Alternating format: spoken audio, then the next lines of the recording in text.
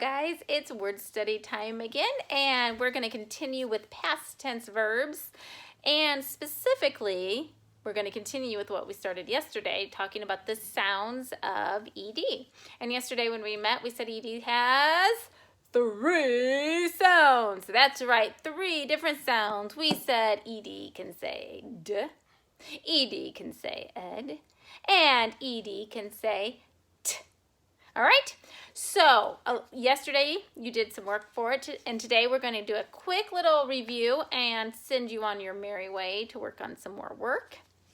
And so let's get started. Let's look at our board. I don't know why. There we go. Sounds of ed. Sounds of ed. Let's start with our first column. Read my words as I write them on the board. Planned, cared, oops, you barely can see it, I'm so sorry, cared, and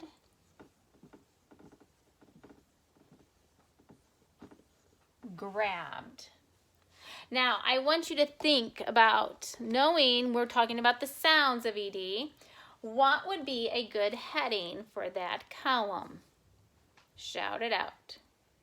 That's right, it would be d, because all of those words say d.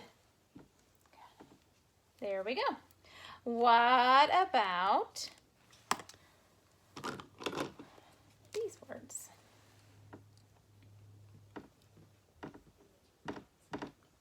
Say the word, read the word, walked. Oh my camera's getting so sad today. Walked.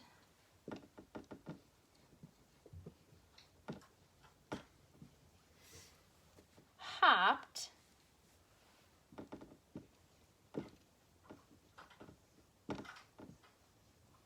Read the word. All right, chased. So what would be a good heading for this column? That's right. We could call this column t, because all of those words make the ed says t. And I bet you can predict, make a very educated guess, we'll call that some inferencing, trying to pick out a good color, for our final column. Read the word once I have it written. Shout it out. Wanted.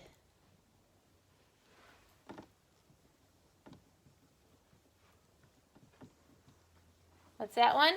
Planted. And finally,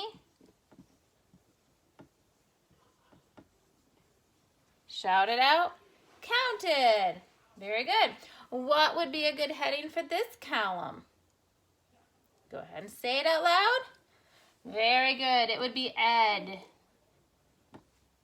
ed says ed. So here we have the 3 sounds of ed. D, t, ed. D, t, ed. All right, can you think of any other words we could add to any of these columns? Take a moment and come up with one word I could add to each column. I have Annabelle with me today. Annabelle, can you think of a word I could add to any of our columns? Kicked. Kicked. Ooh, where would that go, friends? Kicked. That's right, I hear t at the end, so we will put it here. Can you think of any other words, Annabelle? Dodged. Dodged. Dodged. Ooh, that's a tricky one. Yeah. Oh, that's a perfect example, Annabelle. Okay, I'm going to turn the camera back to me. Sometimes we can't tell if the word is saying t or d. Listen to dodged. It depends on how we say it, okay? So I want you to think about, put your finger on your throat, and I want you to say walked. Walked. Feel what happened in your throat. Now I want you to say planned, planned, walked, planned, walked, planned. Do you see anything? When the word ends with d, your voice kind of vibrates. Say it again, planned, duh. You can feel it vibrate. Say walked. There was no vibration, right? Try it again. Planned, planned, walked. There's nothing there. So let's say dodged, dodged, dodged.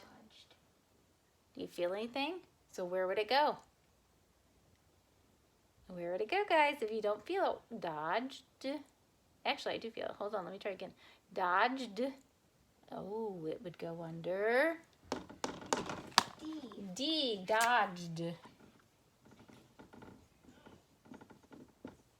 Dodged. Very good. So remember that little trick. If you're not sure, put your hand there gently. You don't have to push on it so you choke yourself. Just gentle. Say dodged or walked. Feel it? Nothing. Dodged. Yep, I feel that little slight vibration. All right. And does anybody have anything for the last column? Annabelle, can you think of another one? Painted. Painted. Very good. We can put painted here. Painted. Yep. There you go. So those are some words for each column. Remember the little trick you learned today about deciding to say d or t, that feel in your throat. And you're going to go back to our e-learning day assignments and see what your assignment is for the day, okay? Thanks for joining me. Bye.